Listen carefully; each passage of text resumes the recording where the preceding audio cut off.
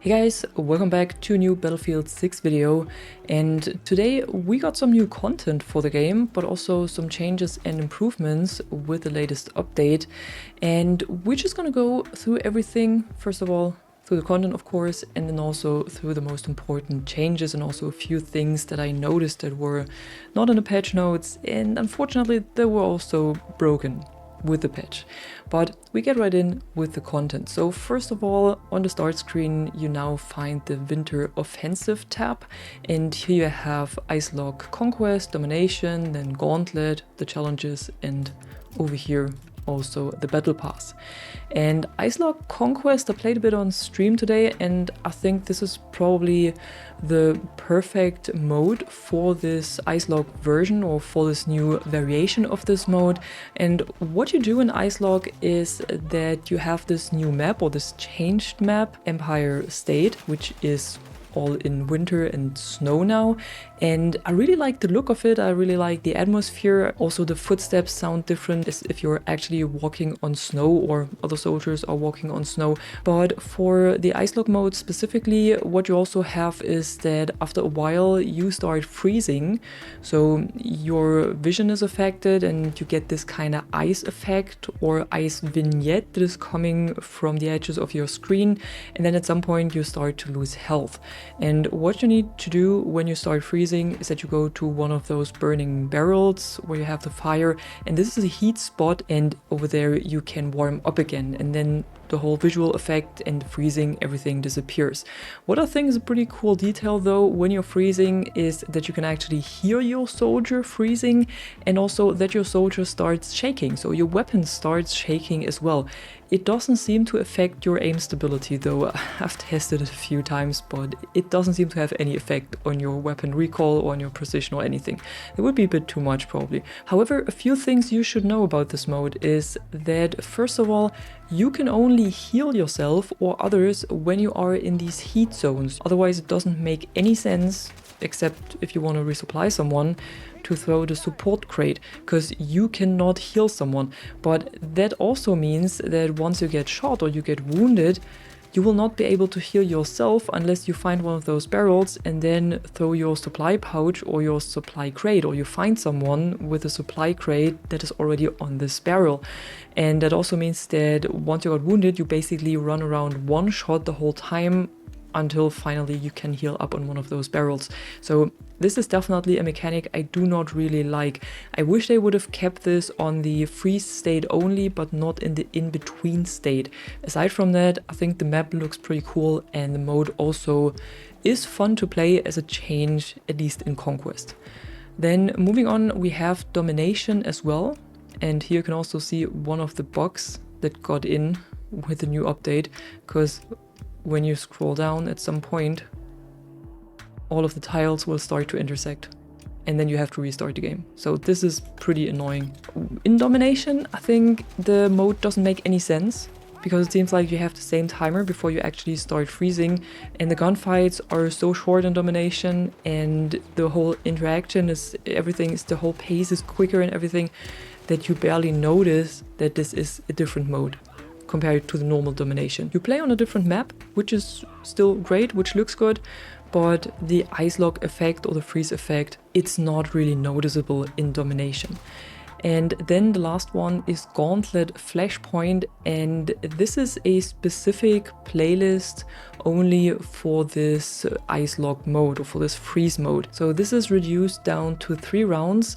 You still have the same operations, so you play Extraction or Wreckage or whatever, so all of the normal operations that you have in the normal Gauntlet as well, but you always play on the Icelogged Empire State map, and you always have this Icelog mode or this Icelog mechanic applied where you can freeze to death. It also gives Gauntlet a nice twist, but then again, the map does not fit Gauntlet as well. So I do really like to play Gauntlet, but on this map, for me personally, it was not really fun at all. Then moving on to the challenges, we have a Winter Offensive tab as well now that runs for 14 days.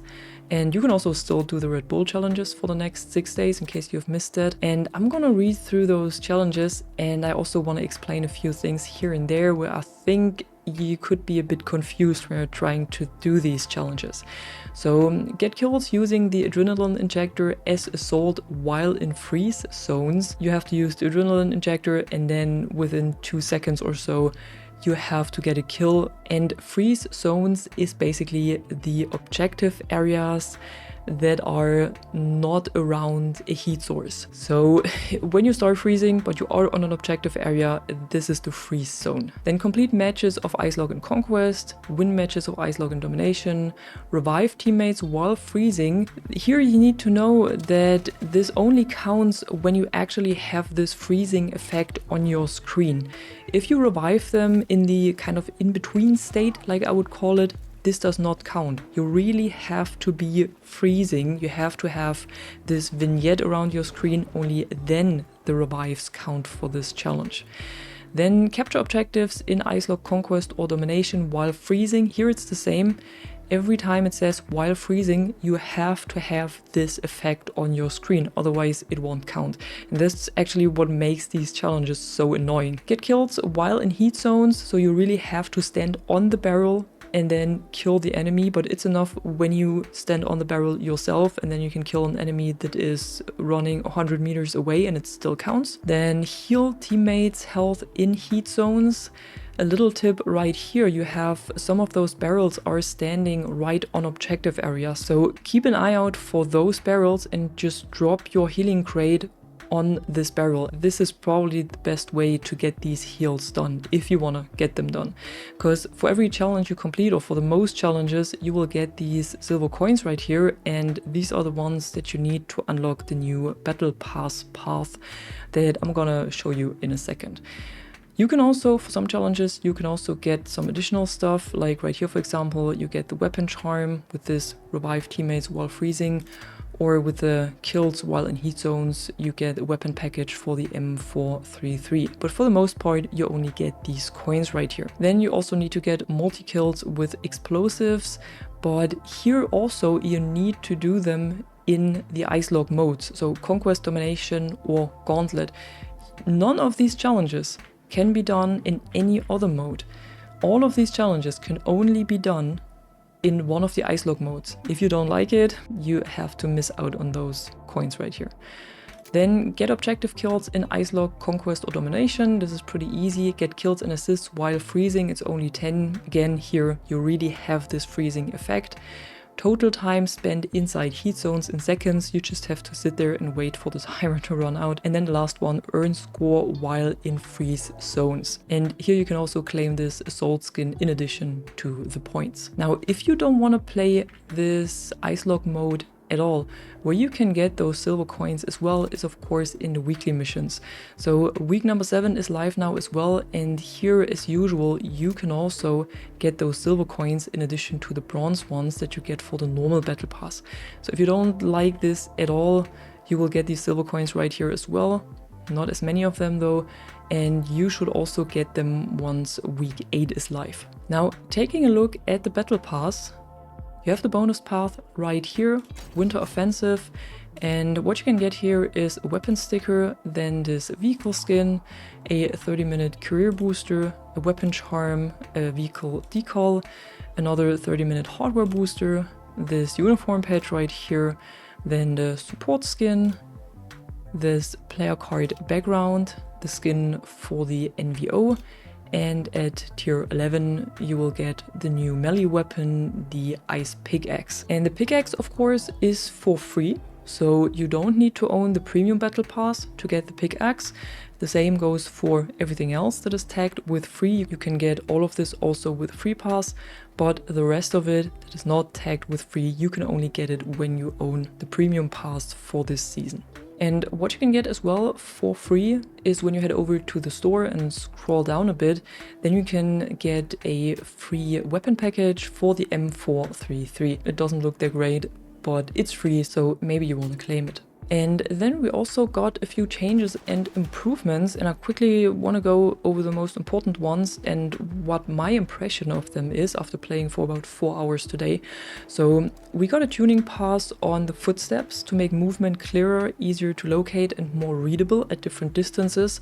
And I gotta say that the devs really did a great job on the audio tuning, because the footsteps are more noticeable now. You can hear a lot better when an enemy is coming towards you, when an enemy is on the other side of the room or on the other side of the wall. You can read the distance they have. So the footsteps are more noticeable. They're not terribly loud as well. They can still be covered if there's a lot going on. So if there's a tank on your right, an explosion on the left, you will definitely not hear anyone running up to you. But you can also hear enemies that are crouching a lot better now. If someone is sneaking up to you, you will definitely hear them, which also means in return that you should be more careful, because the others will hear your footsteps a lot better as well. Nonetheless, I think that they've done a good job on this, and it definitely sounds more natural now. I've also hadn't had these issues anymore that the audio started stuttering or that audio effects were completely missing, especially when there was a lot going on. So this audio pass, these audio improvements that they did, they definitely work really good. Then we have some hit reg fixes. Here they fixed an issue that caused hit registration to fail when firing while making extremely rapid aim adjustments, and they also improved the hit registration when multiple players were within close proximity, and also a bit more. And overall, I think that the hit reg after this update definitely is better than it was before the update. Then we also got some improvements to the visibility, and here especially to the close range visibility, but also to when you're looking outside while you are in a room, or when you look inside of a room while you are outside, and all of this is noticeably improved. So today there were no instances when I thought I did not see that soldier because they were lying in a dark corner or because they were lying on some rubble, so I had no chance to see them. The enemy soldiers are not glowing now, so you can still hide if you want to, but still there is a lot better chance to see someone now when you're looking from the outside into a dark room, for example, or when there is someone lying in a dark corner in general. And then some other improvements, for example, are that they finally fixed the bug where you unintentionally received a thermal or depth of field blur when looking through your optic. They also fixed the firing range issue where the target dummies didn't come up anymore after shooting them. They increased the minimum time between shots for the Mini Scout, so the fire rate is a little bit slower now. And what's noticeable as well is that you can now place the assault ladder in higher angles as a ramp, so you can use it more often as a ramp as opposed to a ladder. They also finally fixed the issue where the incendiary airburst launcher did not track progress for the Support Specialist 2 challenge, where you have to deal damage with the airburst launcher. So now it should include all of the damage you deal, also with the fire cloud and not only on direct hit. Revives now finally work reliably as well again with the defibrillators, so you don't have to try like 5 times before you get one revive. And they also removed the ability to cycle between the classes on the deploy screen with the Q and E buttons, so you cannot accidentally switch classes anymore with these buttons. And overall, it seems like, or for me at least, the performance has improved, the FPS are more stable, I have less stutters than before the update, and I have noticeably less rubber banding. So a lot less issues for me personally, at least when it comes to these performance and hit reg and everything, which was a huge issue before, but now overall the game feels a lot better. But yeah, that was it for today. This was all of the stuff that we got, all of the new content, all of the changes, and what I think about them, how they feel. If you've played already, tell me what you think about this in comments below. And if you enjoyed the video, don't forget to drop a like and subscribe, and I'm gonna see you in the next one. I'm the Catwoman, and you are awesome.